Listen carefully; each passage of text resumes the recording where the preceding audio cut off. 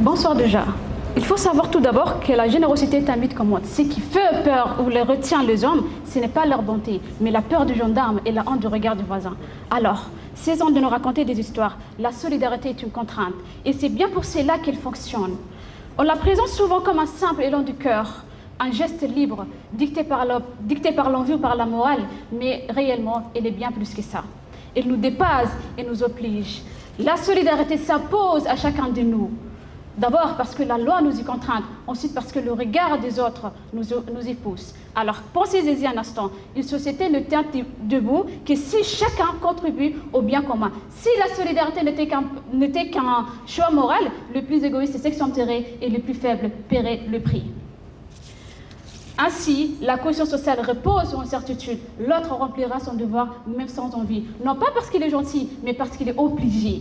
Et c'est bien précisément pour cette raison que les impôts, la sécurité sociale, le service militaire ou encore la journée de solidarité est obligatoire aujourd'hui. Ces mécanismes transforment une bonne attention en une action concrète et garantie.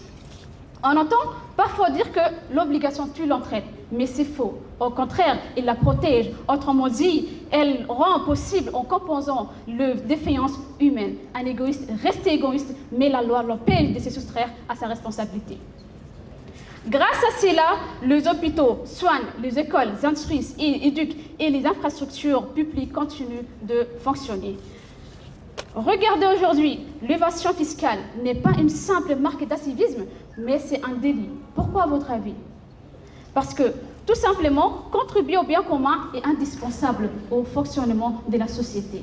La loi en apporte une preuve concrète. L'article 3133-7 du Code du travail instaure la journée de la solidarité afin de financer l'accompagnement des personnes âgées et des personnes en situation de handicap.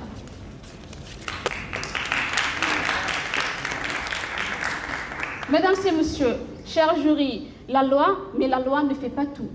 Au-delà du texte juridique, la pression sociale joue également un rôle essentiel dans la solidarité.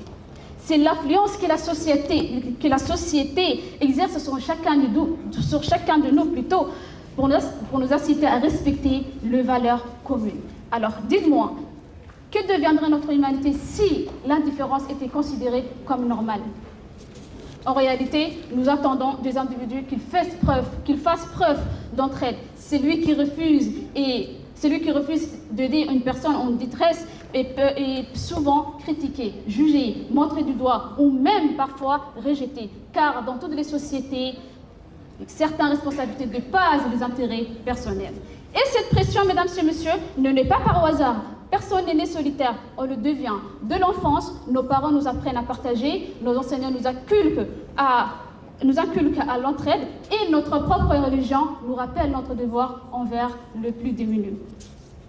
Et c'est ainsi que la société façonne notre conscience jusqu'à faire de la solidarité un devoir profondément ancré. De plus, si la solidarité n'était qu'une simple acceptation morale, les plus vulnérables vivraient dans la certitude permanente. Donc, au terme de cette réflexion, mesdames et messieurs, une évidence s'impose. La solidarité ne doit pas dépendre de la bonne volonté. Pour protéger chacun, elle doit être portée à la fois par la loi et par la responsabilité de tous. Parce qu'elle est la condition d'une société juste, équilibrée, où personne n'est abandonné. Il y a un philosophe qui s'appelle Emmanuel Kant qui dit « Agis de telle sorte que tu traites l'humanité aussi bien dans ta personne que dans la personne de toute autre, toujours en mettant comme une fin, jamais simplement comme un moyen. » Merci.